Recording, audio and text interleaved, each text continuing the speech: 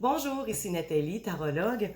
Alors, j'ai choisi de faire aujourd'hui un petit tirage à 3 cartes. En fait, c'est que au moment où vous allez visionner cette vidéo-là, ces cartes-là devraient vous parler. Je vous demande de penser à un projet, parce que c'est du coaching, naturellement, c'est de la guidance. Alors, de penser à un projet qui vous tient à cœur. Un projet, c'est pas nécessairement, ça peut être un projet d'affaires, ça peut être un projet d'entreprise, un projet personnel, construire une maison, etc. Ça peut être ça. Mais un projet peut être aussi de travailler sur un aspect personnel de nous-mêmes dans notre vie. OK? Donc, ça peut être un projet de développement personnel, comme ça peut être un projet au sens large du terme. Alors, concentrez-vous sur votre projet, sur le but que vous désirez atteindre, sur la réalisation que vous aimeriez atteindre. Quand vous l'aurez trouvé, regardez chacune des 3 cartes qui sont là et choisissez soit la carte numéro 1, la carte numéro 2 ou la carte numéro 3, selon celle qui vous attire le plus. N'ayez pas peur de mettre la vidéo en pause pour avoir le temps de les regarder, de les sentir et de choisir celle qui vous appelle le plus. Quand ce sera fait, je vais vous interpréter chacune des cartes selon celle que vous avez choisie. Alors, je commence l'interprétation. Carte numéro 1. On a ici la carte du diable. Le diable, c'est la carte des passions. C'est la carte de l'énergie, du mouvement, des choses qui bougent et qui vont de l'avant. Donc, si vous avez choisi cette carte-là, c'est le temps de se mettre en action. Mais c'est le temps de s'assurer aussi que ce que vous faites, ce que vous désirez faire, ça vient vous chercher, ça vous fait vibrer. Ça fait partie de vos passions, de ce que vous aimez.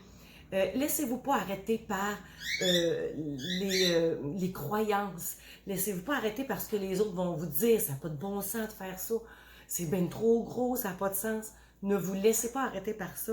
Vous avez l'énergie. Mettez-y de l'énergie dans votre projet. Et si ça mettez-y de l'énergie, il faut que ce soit en accord avec ce que vous voulez, ce que vous aimez, ce qui vous fait vibrer, ce qui vous fait triper. Et c'est le temps de se mettre en action et de faire bouger les choses dans le sens où ça vient vous rejoindre vraiment très fort.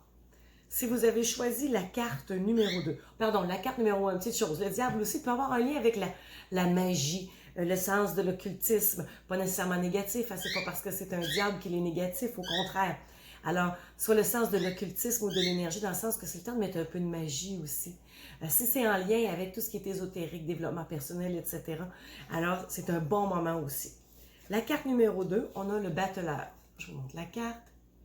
Alors, le battleur, c'est la première carte du tarot.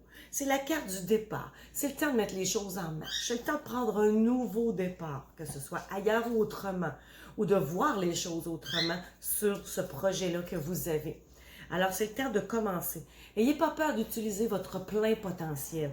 Hein, vous êtes comme en train d'apprendre à utiliser votre plein potentiel, les outils nécessaires à y arriver. Donc, on est en début de processus et c'est correct, c'est parfait. Il faut commencer quelque part, mais il faut commencer. Il faut se mettre en branle, il faut commencer. Ayez confiance. Souciez-vous pas de dans 2 ans, dans 1 an, qu'est-ce que ça va donner, Commencez par un petit pas à la fois pour vous rapprocher de plus en plus de ce projet-là, de cette réalisation-là qui vous tient à cœur. Alors, le battleur vous invite à vous mettre en marche maintenant, à mettre des choses en branle, à se mettre en action maintenant, de commencer, d'utiliser votre plein potentiel. Allez-y pas à double mesure, ce n'est pas le moment. Tout ce que vous sentez, que vous avez, qui peut contribuer, allez-y, mettez-le sur la table. D'accord?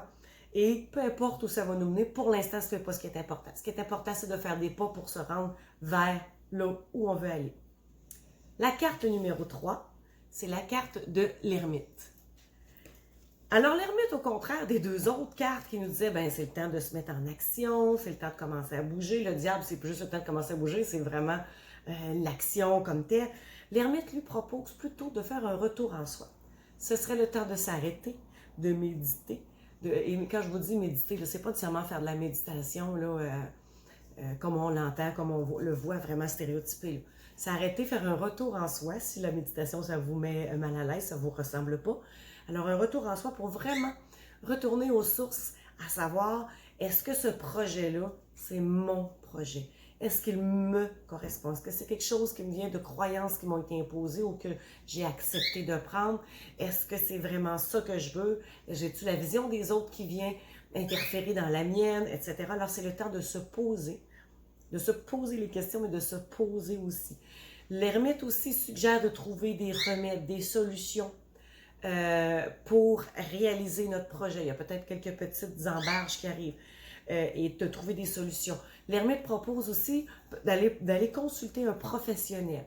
Que si c'est un projet d'affaires, ça peut être du mentorat, ça peut être un avocat pour telle chose plus juridique, ça peut être psychologue, ça peut être, peu importe, là, mais ce qui est en lien avec votre projet, la réalisation que vous voulez faire. Donc, d'aller chercher des conseils professionnels pour vous rapprocher de votre but davantage. Mais vraiment, c'est vraiment de prendre l'éclairage aussi de ce qui est passé, ce que vous avez réussi à faire dans le passé. Alors, si vous l'avez déjà réussi, c'est possible que vous réussissiez encore, même si c'est différent. Alors, il vous invite vraiment à aller en soi, faire un retour aux sources, retour en soi, pour vraiment élaborer ce qu'on veut pas, aller chercher de l'aide professionnelle aux besoins, trouver des solutions. Et après, quand tout ça sera réglé, quand ce sera bien arrêté pour vous et bien clair pour vous, il sera toujours temps de se mettre en action. Mais pour l'instant, l'action à faire, c'est de retourner en soi. Alors, j'espère que ces petites lectures vous aideront dans vos projets. N'hésitez pas à mettre des commentaires à savoir si ça vous parle et si le choix de votre carte ressemblait à ce que vous viviez. Et sur ce, je vous dis à la prochaine!